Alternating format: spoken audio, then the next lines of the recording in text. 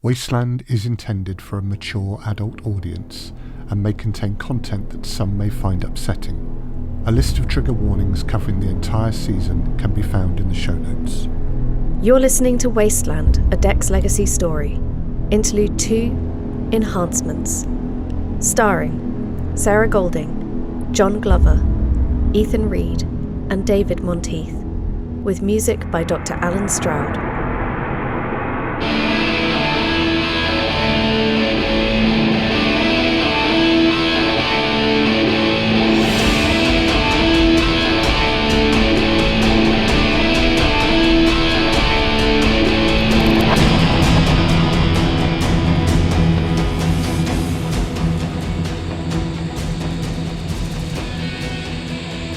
Results are pouring in from all 24 regions as the country reels from the Rhone missile disaster.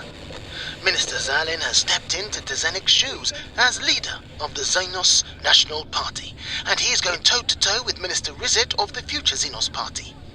The only point both seem to agree on is that Nathaniel Dex of the Dex Island Munitions Empire is to blame for the genocide, having not adequately disclosed the power of the bomb before launch. Minister Rizet has led the future Xenos Party for over 6 years, raising eyebrows with his choice of council, the most controversial of which was the appointment of Kain Kravik as Shadow Minister of Defense, whose family were known supporters of the National Party, donating heavily to the war effort. His appointment hit the headlines as his family publicly disowned him and he spoke out against the war. While Minister Zalin appears confident that the National Party can secure the public's favour, the votes so far show otherwise. 12 regions have returned their results and only one has come out in favour of the National Party. The result from Trev, on the southern coast closest to Rhone, is perhaps unsurprising. They spent 12 years playing host to a large population of Xenosi military. Many families in that region have close ties to the troops, some of whom were still in Rhone when the bomb hit. I'm receiving an update that, yes, the 13th region, Zirintrez, has gone to the Future Party. That brings the count to 1 region for the National Party to 12 for the Future Party. What a turnaround for Xenosi politics. A few days ago, Minister Tzenik stood at a podium promising results and confident that he could deliver them. Today, he is witnessing the downfall of his party after leading a genocide in Rhone.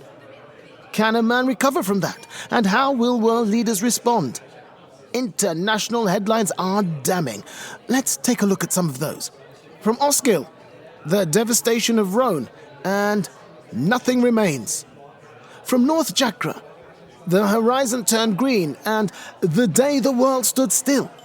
And even in our domestic media, articles are negative. We have View from Zart leading with a victory or a slaughter, which despite the title came down heavily on slaughter, while the famously neutral Ion Economy went with the murder administration.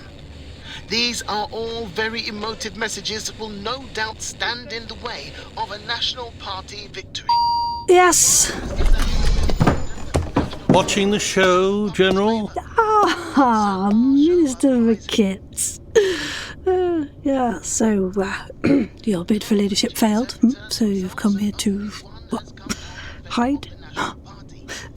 So I take it the wine at the doomed party's party is too bitter to swallow. You can laugh all you want. We're going down either way. Is he here?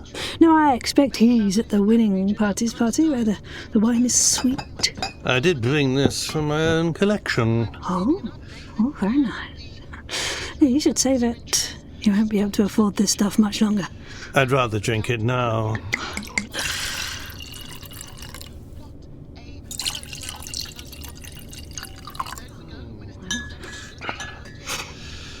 I've been Minister of Defence for almost a decade. I don't know how to be anything else. You'll be fine. Show me one politician who comes out poorer than they went in. It simply doesn't happen. I can't retire.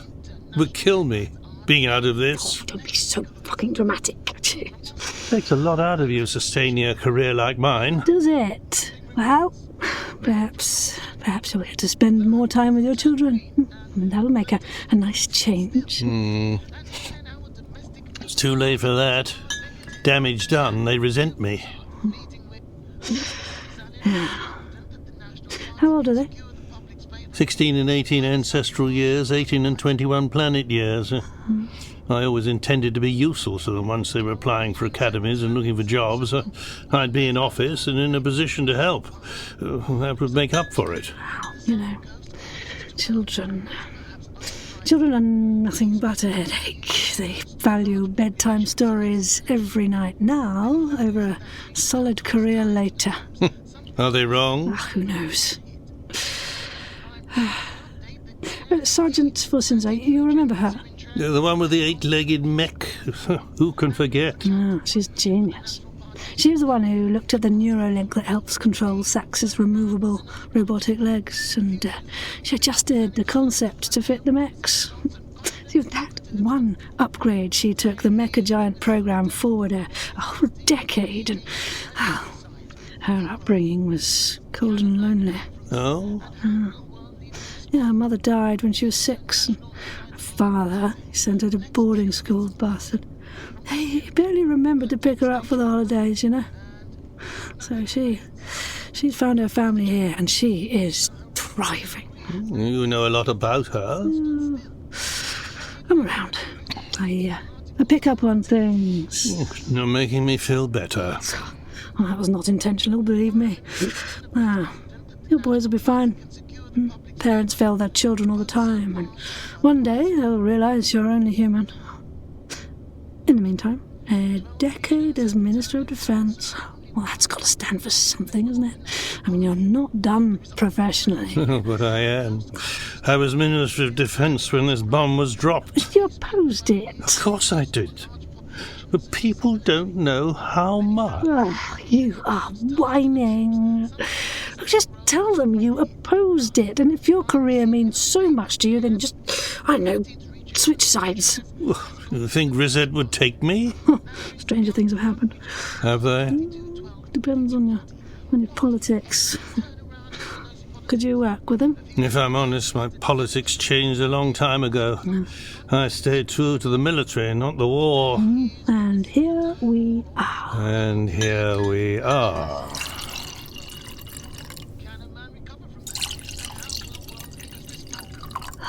Do you know, the last time I had a drink was after seeing Roan disappear. Sarah wanted one. She needed one. They're not drinking now, Beckett. Gods know what they're seeing over there. Aren't you receiving reports? Periodically. The rest of the time, I'm just wondering. You need to sleep, my friend. Stop mothering me, you hypocrite. One more region, and they've won. Here we go. And results from the zero are here. And that 14th region goes to the Future Xenos Party, making Minister Rizet our new Prime Minister. The results from the remaining regions will continue to come through, but the outcome is secured in favour of the Future Xenos Party. How long before Kravik appears, do you think? We should start a countdown. 5... Oh, yes! Good evening, General. Kravik, were you waiting for the result in the corridor outside? Almost. I have questions. You have answers. Neither of us has time to let the dust settle. Oh, very nice. Did you rehearse that? No, Vikits, it just came out. The public want the truth. And you will have to get used to keeping it from them. Drink? No, thank you. And I don't need to operate like that. Perhaps not. We'll all see sooner or later, right? I didn't think this would become an official handover. Well, it needs to be. Tell me what's going on in Roan. I don't suppose you'll go away till I do. Huh?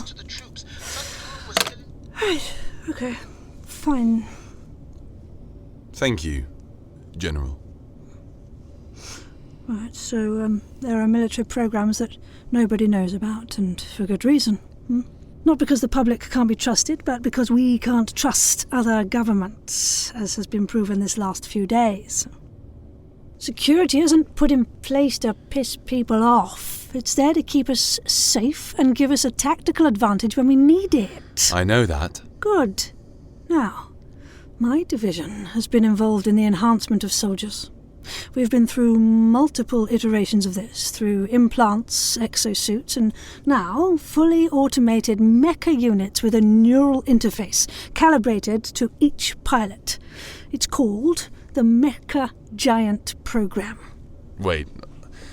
Hold on. I need a visual.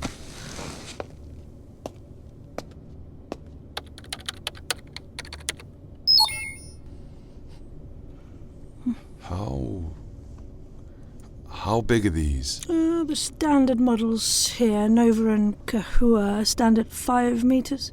They're piloted by Captain Sarah Sachs, who leads the unit, and Sergeant Trevor Ezron. And they were designed to do what? Replace a unit of soldiers with a single mecha giant in the field. Yes, however... So mechanized death. You have been creating machines that are designed to deliver mass-scale slaughter. What a surprise. Amping up a single soldier into a whole unit. Minister Kravik, our relationship will not go well if you ask questions and refuse to listen to the answers. Now, I am not here to be shouted at by you or anybody. I am here to do a job. You're going to want to listen to this, Kravik. Fine. Carry on. Right. Okay, so we have 4 giants in operation, and there are 3 models. The standard model and 2 more. Siri is a specialised unit created for the purpose of analysis, recon and recovery. The limbs are capable of fine, delicate work, and Sergeant Vorsinza is a highly skilled pilot. Tank, as you might expect from the name, is a combat-heavy model with a focus on firepower and excavation. And where are they now? Why don't you guess? I suppose they're in Roan. Finishing off the job. The Mecha Giants are the only unit capable of operating in Roan at the moment. The enclosed cockpits mean that they are protected from whatever unknown fallout could be present in the area, and they're currently risking their lives, carrying out a rescue operation in underground facilities made unstable by the blast. There are survivors? There are, yes. Not many, but, we must do what we can. I admit that this changes things. Good. These mecha giants have multiple uses. I haven't had a chance to look at the expenses involved, and ideologically creating this kind of automated death machine. Automated death machine? It is piloted by an individual. The fact is, General, that in a few months we'll never need these things again. They carry more firepower than any one human should possess. Do you want to see who else has more firepower than any one human should possess? If it gets, show him.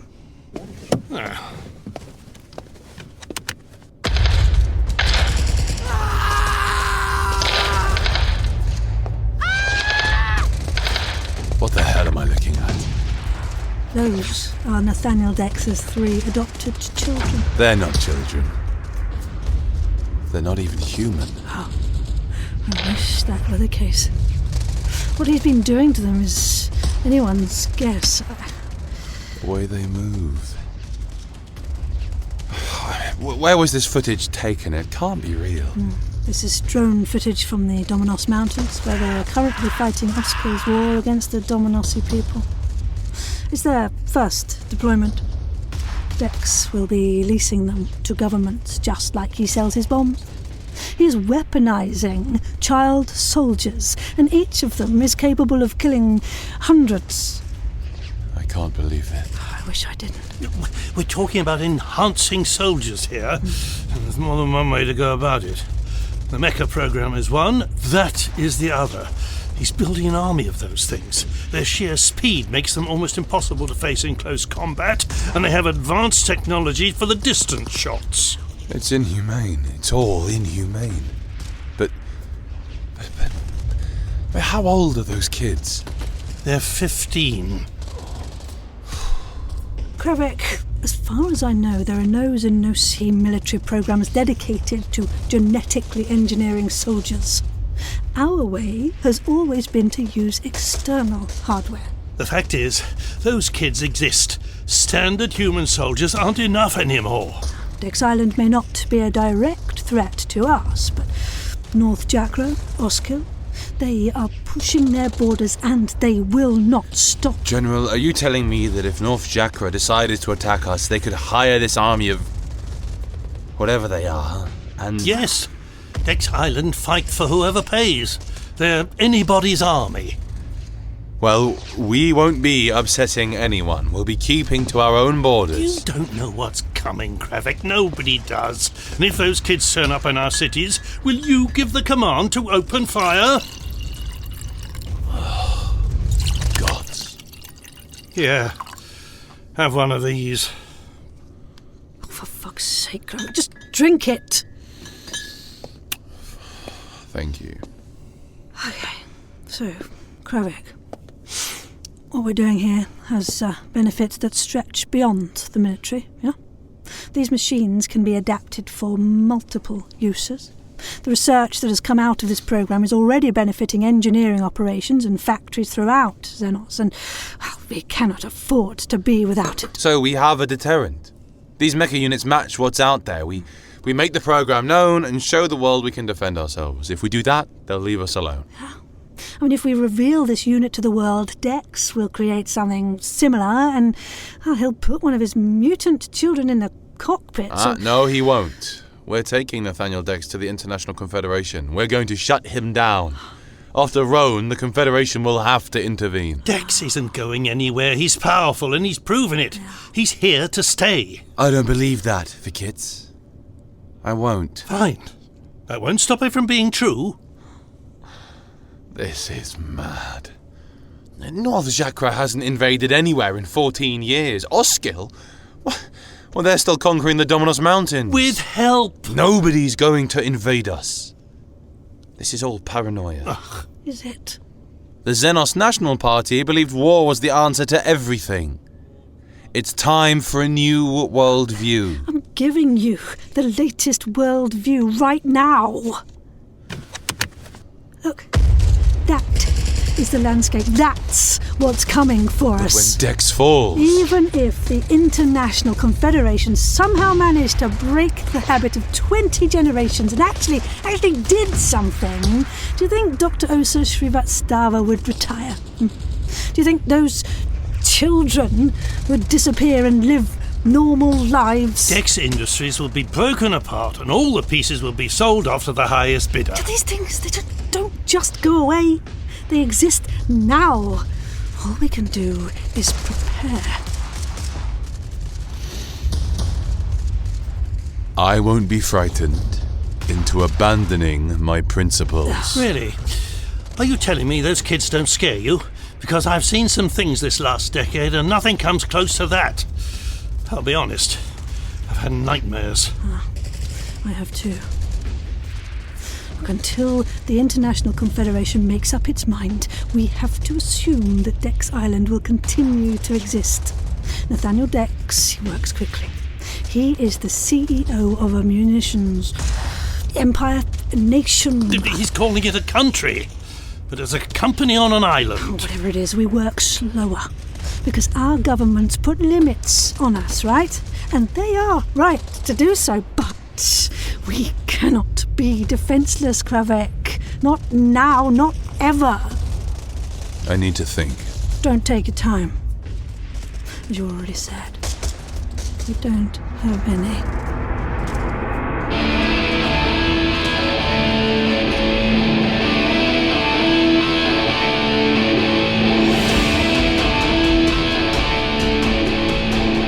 In Interlude 2 of Wasteland, a Dex Legacy Story, you heard Sarah Golding as General Azrita Zarakin, John Glover as Minister Vikits, Ethan Reed as Minister Kine Kravik, and David Monteith as Tsuk Vilinska, with music by Dr. Alan Stroud. Wasteland was recorded at Orpheus Studio in London by Richard Campbell. Wasteland, a Dex Legacy Story was written by me, Emily Inkpen, and produced by Alternative Stories. If you enjoyed that episode, please like, subscribe, and leave a review. It really does help. If you would like to find out more about the show and the wider Dex Legacy universe, please please visit www.thedexlegacy.com.